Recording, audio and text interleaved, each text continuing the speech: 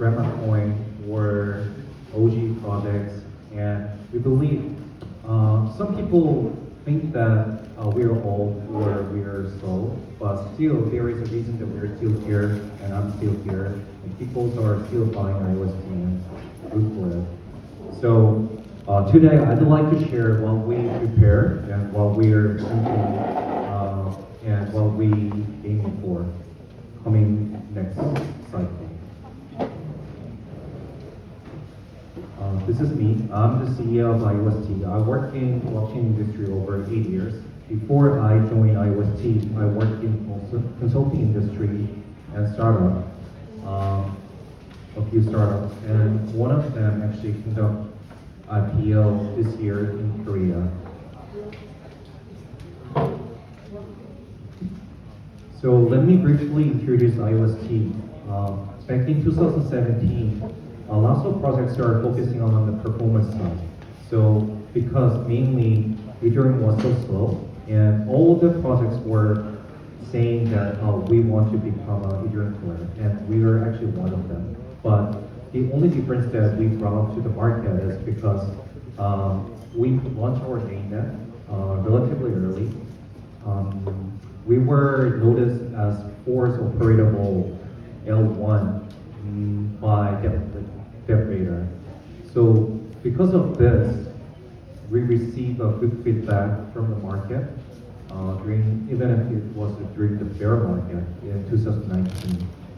But we didn't really achieve the goal that we actually aimed for. So back in 2019 and 21, and right now is 2025. So we want to achieve something different, and we want to rise again. So this year we conducted rebranding, and we decided to refocus on RWA as an infrastructure. So here is, let me share with you guys that why we decided to focus on RWA. And so, as I shared, we didn't really achieve the goal that we actually wanted to, but we believe we want to focus on something that lasts for a long time. So think about 2021. Lots of people are talking about play to earn or root to earn, but right now, not lots of people are talking about it anymore. So think about something that can be faded like 1 year or even within 6 months, but there are something that can last for 3 or 5 or even more than 10 years. We believe RWA is one of them, and we could be one of the winners in this sector. Here's the why. So if you think about the whole capital market, the whole capital market is about $600 trillion market, but whereas less than 0.1% of them are tokenized in this market. So that means that we're still in a very, very early stage.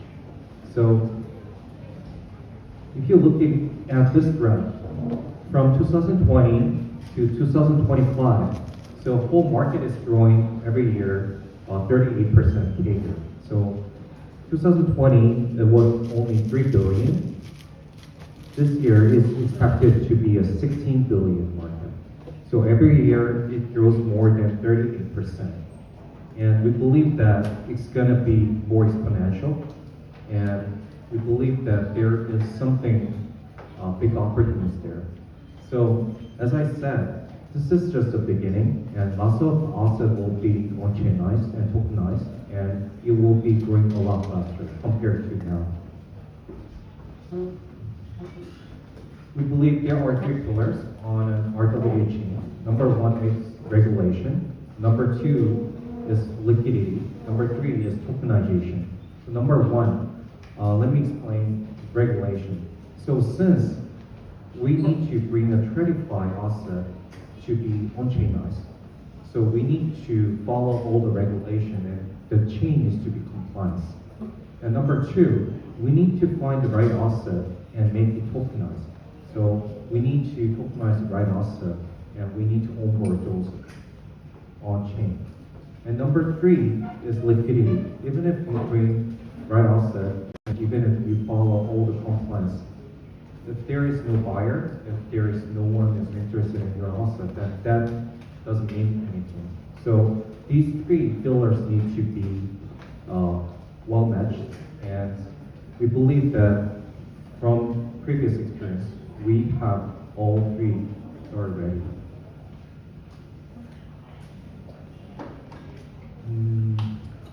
So we're L1 mainnet. Also, we're JBCEA certified green list projects. That means that we are certified by Japanese government, and we are certified by Japan Virtual Asset Exchange Association. So like there are more than thousands of tokens, and there are only 30 projects that are green listed by JBCEA, and we're one of them. In the world, right now, Japan is the most tightly regulated market, and we pass all the compliance and regulation there. So this is not just a technical achievement, but this is more like showing how we are serious about this compliance and regulation side.